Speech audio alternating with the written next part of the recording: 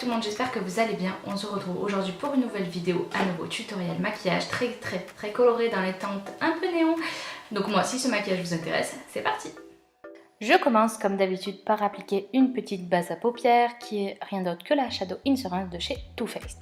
Ensuite donc je prends cette belle palette qui est donc la Riviera de chez Anastasia Beverly Hills et je prends cette teinte Bahamas qui est un rose néon juste magnifique. Je crois que c'est une de mes teintes préférées de cette palette et voilà.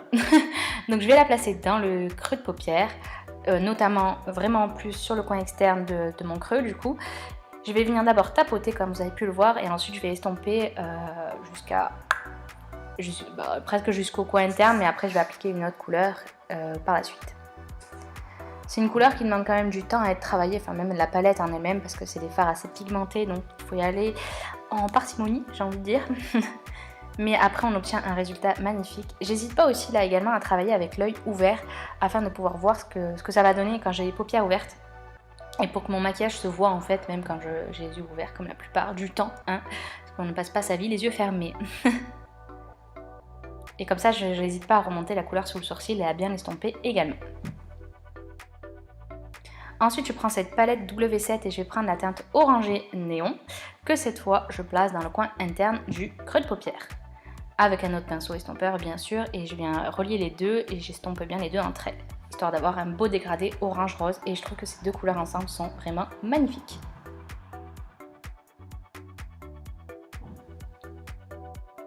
Ensuite je reprends ma palette Riviera et cette fois je prends la teinte Cannes qui est donc le violet, et avec un autre pinceau estompeur j'aime vraiment la placer cette fois-ci dans le coin externe de mon œil sur la paupière mobile.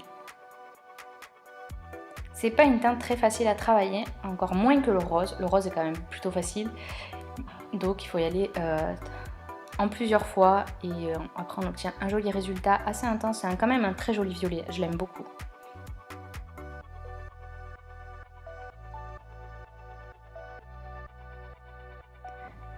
Une fois que j'ai fait ça, je vais faire un semi-cut crease, donc j'ai pris un pinceau plat et de l'anti-cerne tout simplement.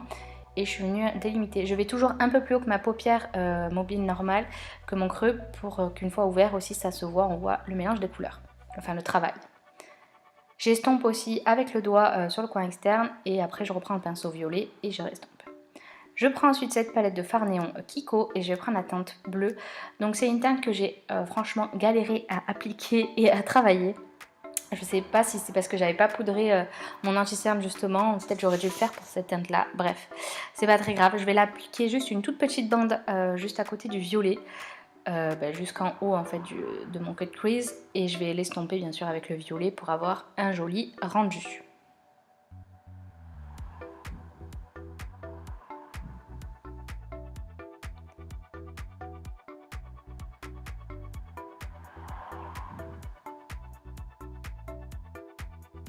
Ensuite, toujours avec la même palette Kiko, je prends la teinte vert néon cette fois. Ça, c'est vraiment une de mes teintes chouchou, même si là aussi, encore une fois, j'ai galéré. C'est pas les fards les plus pigmentés de ce qui existe.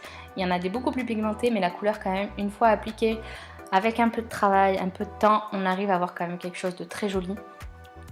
Et donc, je l'applique sur tout le reste du cut crease où je n'ai rien appliqué.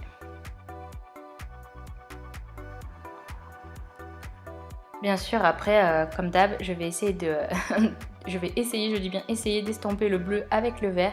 C'est là que j'ai vraiment galéré à avoir une belle transition. Je suis pas ultra satisfaite, mais le rendu est quand même assez joli au final, le rendu final, et donc je l'ai laissé. Enfin, je vous le montre surtout.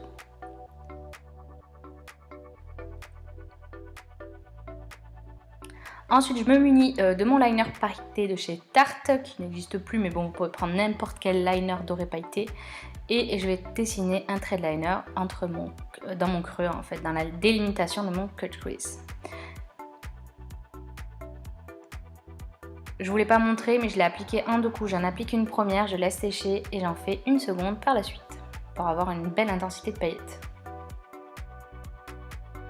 Là j'ai ensuite repris, donc j'ai fait mon teint même entre temps, et j'ai repris mon fard violet de la palette Riviera, et donc qui est la teinte Cannes, et avec un pinceau je viens l'estomper en ras de cils, et je viens réintensifier un peu le coin externe, vraiment pour fondre mon ras de cils et toute ma paupière en fait, tout mon œil, tout mon maquillage ensemble.